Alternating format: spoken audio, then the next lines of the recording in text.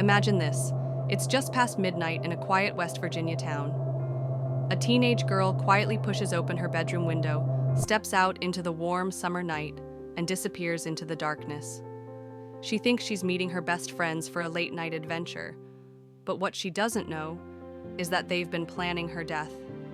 This is the haunting, true story of Skylar Neese, a story of trust shattered, friendship twisted, and digital clues that revealed the truth. And yes, her killers tweeted about it. Skylar Annette Neese was born on February 10, 1996, in Morgantown, West Virginia. She was smart, witty, and fiercely loyal to her friends. Her parents, Dave and Mary, adored her.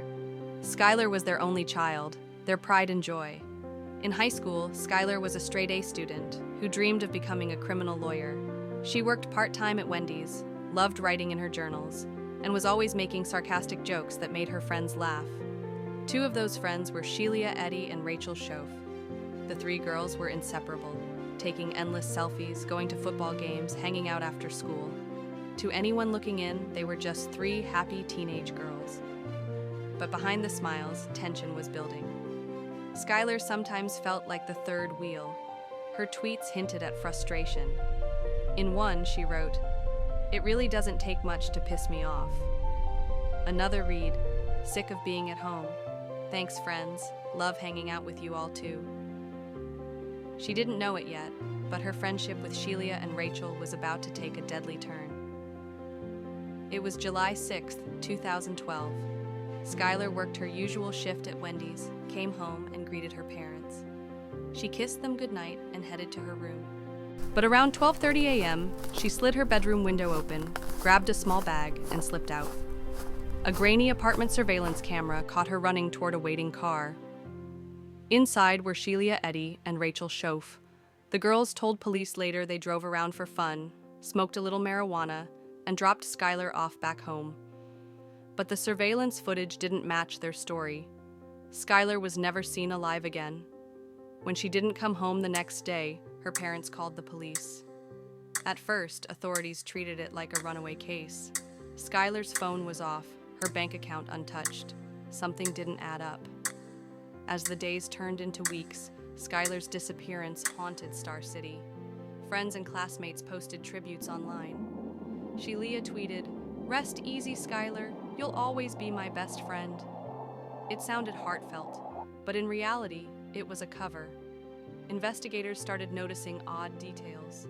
Sheila kept inserting herself into the search efforts, posting about Skylar constantly, almost too much. Rachel seemed distant, avoiding conversations about the case.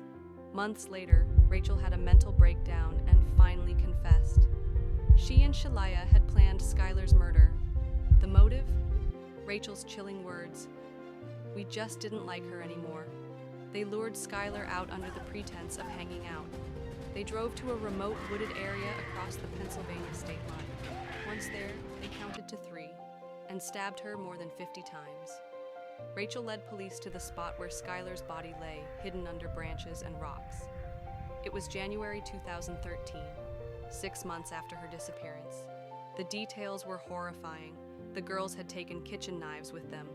They had even brought cleaning supplies and spare clothes to hide the evidence.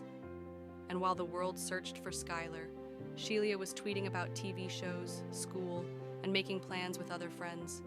One chilling tweet after the murder read, "We really did go on 3. It was a cold inside joke, only she and Rachel understood. Rachel pleaded guilty to second-degree murder in May 2013. She was sentenced to 30 years in prison, eligible for parole after 10. Sheila went to trial and pleaded guilty to first-degree murder in January 2014. She was sentenced to life in prison, with a chance of parole after 15 years. Skylar's parents turned their grief into action. They pushed for Skylar's Law, changing West Virginia's Amber Alert rules so alerts are issued for any missing child, even if there's no sign of an abduction. A memorial now stands near the site where Skylar's body was found. A quiet place for flowers, photos, and messages to a girl who never got to see her dreams come true. This case is about more than just a crime.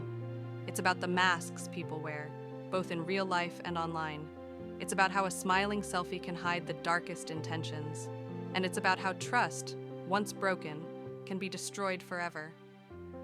Skylar Neese was just 16. She trusted her friends. She thought she was going out for a night of fun. Instead, she walked into a trap. As we scroll through our feeds, maybe we should all remember, not every post tells the truth.